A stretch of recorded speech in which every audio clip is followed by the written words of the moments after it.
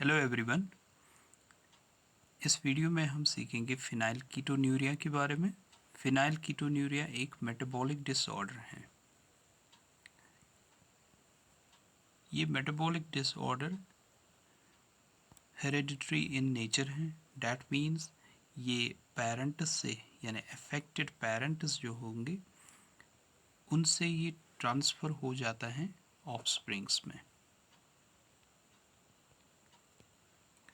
अब इस डिसऑर्डर में जिसको हम फिनाइल कीटोन्यूरिया बोलते हैं, फिनाइल कीटोन्यूरिया बोलते हैं, इस फिनाइल कीटोन्यूरिया वाले डिसऑर्डर में प्रॉब्लम क्या होती है इंडिविजुअल में। असल में एक एमिनो एसिड जिसका नाम है फिनाइल एलेनीन, ये फिनाइल एलेनीन नॉर्मल इंडिविजुअल्स में कन्वर्ट हो जाता है टायरोसिन में।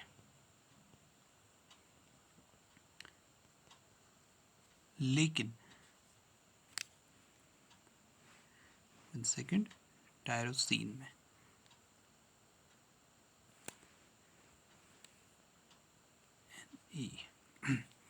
नॉर्मल इंडिविजुअल्स में फिनाइल एलेनीन किस में कन्वर्ट हो जाता है, टायरोसिन में। लेकिन ये जो इंडिविजुअल्स होते हैं जिनको हम फिनाइल कीटोन्यूरिया वाले इंडिविजुअल्स बोलते हैं या अफेक्टेड इंडिविजुअल्स होते हैं, इनमें ये फिनाइल एलेनीन कन्वर्ट नहीं हो जाता है टायरोसिन में, यानी ये रुक जाता है ये रिएक्शन। क्यों? क्योंकि इसके लिए जो एंजाइम रिस्पॉन्सिबल हैं उस एंजाइम को हम बोलते हैं PAH, वो एंजाइम इनमें एब्सेंट होती हैं। मेन रीज़न यही है, यानी जब PAH वाली एंजाइम ही एब्सेंट है तो फिनाइल एलेनीन कन्वर्ट नहीं होगा किस में, टायरोसिन में। What is PAH? PAH stands for phenyl alanine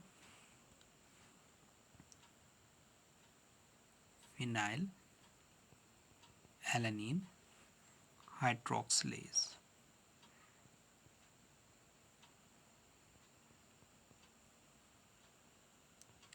right, phenyl alanine hydroxylase.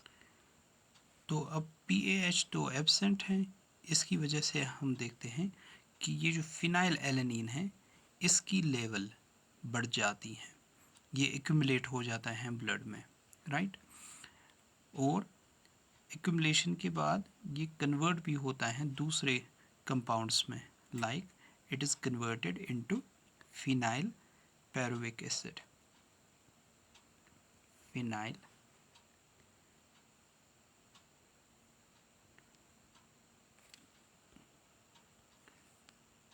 पैरुविक acid. तो ये फिनाइल पैरुविक एसिड एंड दूसरे डेरिवेटिव्स में कन्वर्ट हो जाता है।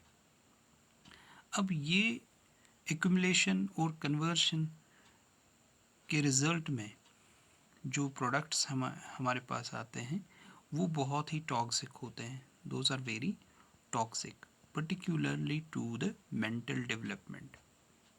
तो मेंटल डेवलपमेंट के लिए देखा गया है कि ये टॉक्सिक होते हैं ये कंपाउंड्स जो फिनाइल एलेनीन के एक्यूमुलेशन और कन्वर्शन से वजूद में आते हैं। अब फिनाइल एलेनीन का लेवल कितना बढ़ जाता है, यूजुअली हम देखते हैं कि नॉर्मल इंडिविजुअल्स जो होते हैं, नॉर्मल इंडिविजुअल्स में 1 mg पर 100 ml ऑफ ब्लड होता है फिनाइल एलेनीन।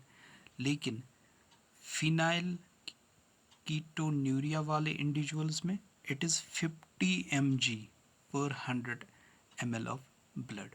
तो ये बहुत ज़्यादा बढ़ जाता है। तो जब ये बहुत ज़्यादा बढ़ जाता है it moves towards brain. Right, it enters the cerebrospinal fluid. After entering cerebrospinal fluid it accumulates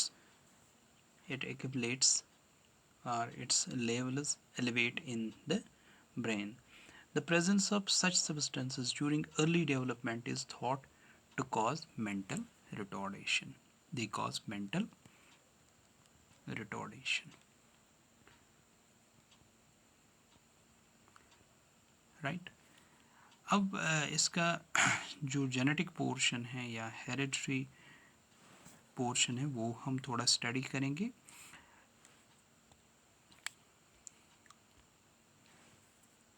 phenyl ketonuria एक रेसेसिव ऑटोसोमल डिसऑर्डर है। रेसेसिव ऑटोसोमल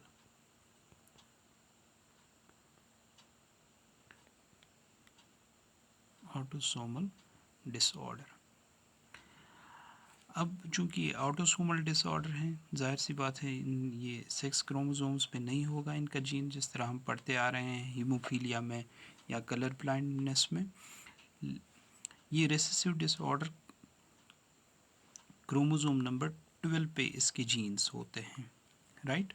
क्रोमोसोम नंबर 12 पे आपको फॉर एग्जांपल ये क्रोमोसोम नंबर 12 का एक मेंबर है, ये क्रोमोसोम नंबर 12 का दूसरा मेंबर है। तो नॉर्मल इंडिविजुअल्स में इस पे भी और इस पे भी PAH प्रेजेंट होगा, राइट।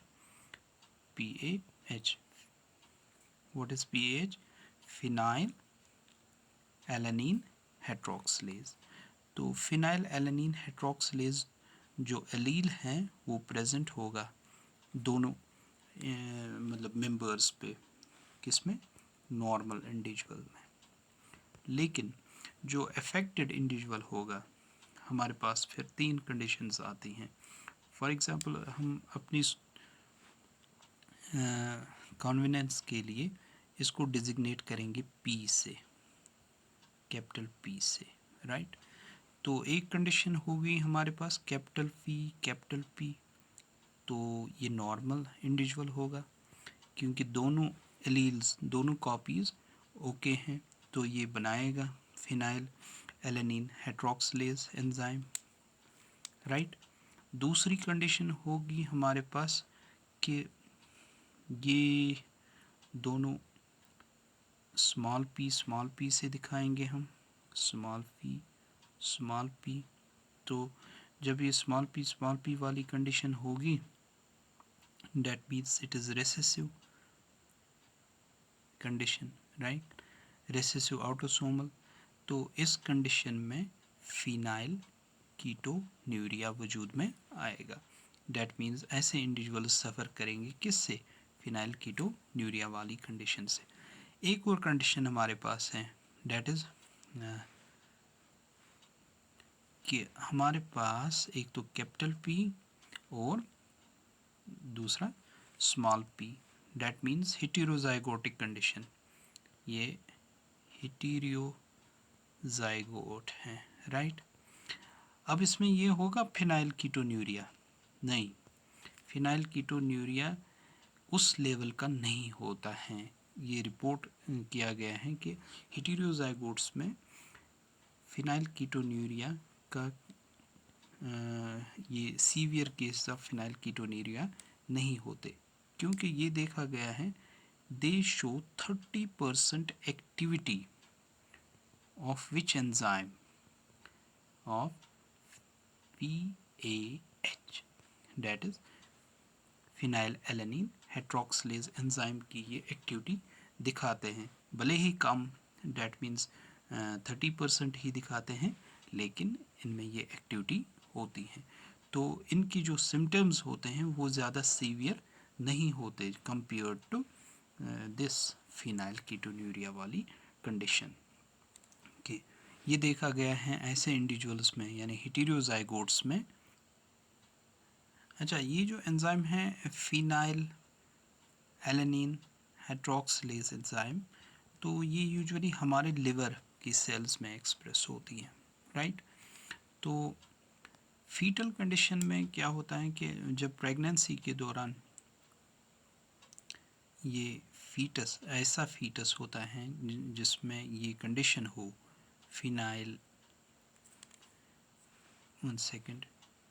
फिनाइल कीटोन्यूरिया वाली कंडीशन हो, यानी फॉर एग्जांपल स्मॉल p वाली कंडीशन हो, तो जो मदर का लिवर है मदर का जो लिवर है वो रिमूव करता है किसको, फिनाइल एलेनिन को। वो देखा गया है कि फिनाइल एलेनिन रिमूव हो जाता है किससे, मदर की लिवर से, फिनाइल एलेनिन। चूँकि अभी तो डेवलप नहीं हुआ होता है फीटस का लिवर ज़्यादा, तो फिनाइल एलेनिन एक्यूमुलेशन नहीं हो जाती उतनी, क्योंकि मदर का लिवर तो एक्टिव है उस वक्त, राइट। यानी एक्सेसिव जो फिनाइल एलेनिन बनता है फीटस में, वो मूव करता है through placenta towards the liver of mother, वो इसको फिर रिमूव कर पाती है, राइट। लेकिन बाद में क्या होता है, after birth this accumulation of phenylalanine and its derivatives results in the damage of or in the retardation of brain. That means mental development जो है इन इंडिविजुअल्स की, जो मैंने अभी बताया, वो इफ़ेक्ट हो जाती है। मेंटल डेवलपमेंट इन इंडिविजुअल्स की इफ़ेक्ट हो जाती है। इतने हद तक के देखा गया है कि IQ लेवल जो इनकी होती हैं that is less than 20, okay. और अनट्रीटेड इंडिविजुअल्स हार्डली 30 ईयर्स के beyond, untreated patients rarely live beyond 30 years, okay. So other effects देखे गए हैं इनमें, जो अनट्रीटेड इंडिविजुअल्स हैं उनकी सिम्टम्स हमें क्या नज़र आते हैं। सिम्टम्स में हम देखेंगे नंबर 1 पे, चूँकि मेंटली ये रिटॉर्डेड होते हैं तो इनका बड़ा ही इरिटेबल बिहेवियर होता है, particularly in childhood, irritable behaviour, right. दूसरा है कि ये इनका जो वॉक या पोस्चर होता है वो बड़ा ऑकवर्ड होता है, awkward posture and walk, right. तो ये इंडिविजुअल्स देखे गए हैं लाइटर स्किन कलर के होते हैं, और इनकी स्किन जो होती है वो बहुत ही ड्राई एंड रफ टाइप की होती है, राइट। ये कुछ अदर कंडीशंस हैं इनमें। और ये भी देखा गया है कि ये रिपीटेटिव मूवमेंट्स दिखाते हैं,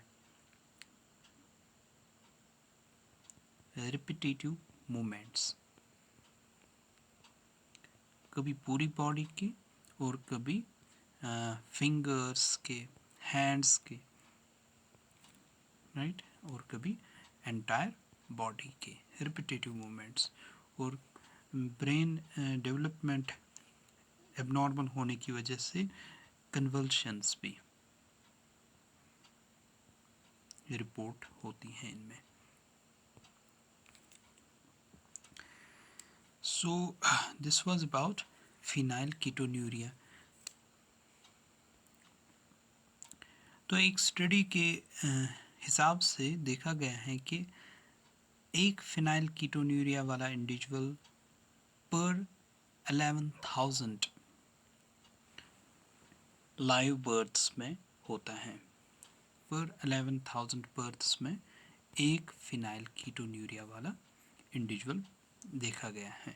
डैट मीन्स अगर 11,000 बर्थ्स होंगी तो चांसेस हैं एक इंडिविजुअल उनमें कौन होगा, फिनाइल कीटोन्यूरिया का। अच्छा, ये स्टडी कहाँ की है, ये स्टडी यहाँ की नहीं, ये USA की स्टडी है, ओके। तो वहाँ की स्टडी के हिसाब से देखा गया है। अब ये क्या करते हैं कि ये टेस्ट करते हैं, रिकमेंडेड यही है कि test for phenylketonuria, test for babies. जो ही ये जन्म लेते हैं तो इनका टेस्ट किया जाता है। Test is very important because, आप बताइए क्यों, because no obvious symptoms for about first 6 months। जो पहले 6 months होते हैं बच्चे के बर्थ के बाद, उनमें कोई सिम्टम्स आपको नज़र नहीं आती कि इनमें क्या है, फिनाइल कीटोन्यूरिया। अच्छा, तब तक ब्रेन बहुत डैमेज हुआ होता है। जब सिम्टम्स को हम देखने लगेंगे तो तब तक तो ब्रेन डैमेज हुआ होगा। तो इसीलिए बेहतर है कि बेबीज़ का टेस्ट ही किया जाए। अगर इनमें फ़िनाइल एलेनिन लेवल बहुत हाई है, जिस तरह मैंने बताया भी आपको 50 mg/100 ml ऑफ ब्लड, तो ये जल्दी से डिटेक्ट हो जाएगा।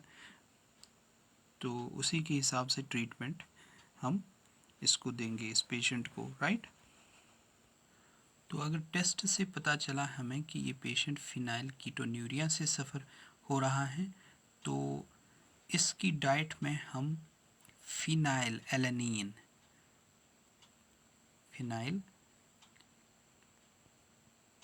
एलेनिन के जो फूड्स हैं, जो फूड्स कंटेन करते हैं फिनाइल एलेनिन, तो वो क्या करेंगे वो हम मिनिमम कर देंगे या उनको हम रिड्यूस करेंगे ताकि ब्रेन डैमेज न हो जाए। अब फॉर्चुनेटली ये है कि फिनाइल एलेनिन एक एसेंशियल एमिनो एसिड है। Essential amino acid, that means ये हमेशा चाहिए हमें किस में, डाइट में। ये तो आपको पता ही होगा एसेंशियल और non essential. Essential amino acid हमें हमेशा चाहिए किस में, डाइट में। ये हमारी बॉडी प्रोड्यूस नहीं कर पाएगी किसी दूसरे प्रिकर्सर से या किसी दूसरे कंपाउंड को कन्वर्ट करके। ये हमेशा होना चाहिए किस में, डाइट में, राइट। तो इसलिए इन इंडिविजुअल्स में हम एक और काम करते हैं कि blood levels of this phenyl alanine और मॉनिटर्ड। ये क्या होते हैं, ये मॉनिटर किए जाते हैं। They are monitored for first few years. तो फ्यू ईयर्स के लिए, जब तक ना ब्रेन अच्छी तरह डेवलप हो जाए, तो तब तक इनको मॉनिटर किया जाता है कि फिनाइल एलेनिन की लेवल ज़्यादा ना हो जाए। Excess phenyl alanine is not damaging in adults. अब देखिए, ये भी देखा गया है कि अगर फिर एक्सेस फिनाइल एलेनिन होगा एडल्ट्स में, तो इसका ज़्यादा इफ़ेक्ट नहीं पड़ता। परहैप्स ये शायद इसलिए कि ब्रेन डेवलपमेंट तब तक कंप्लीट हुई होती है, brain development has ceased now. इसका एक वजह ये भी हो सकता है, इट हैज़ सीज्ड नाउ। तो phenyl alanine derivatives are also excreted through urine because of their poor absorption by kidney। ये जो डेरिवेटिव्स होते हैं तो ये यूरिन में भी आते हैं फिनाइल कीटोन्यूरिया वाले पेशेंट्स में। फिनाइल कीटोन्यूरिया क्योंकि ये रीअब्जॉर्ब नहीं होते किडनी में वापस, राइट। सो आई होप आपको ये समझ आ गया होगा। इसमें थोड़ा एक्स्ट्रा ही टाइम लगा। Thank you for watching, thank you very much.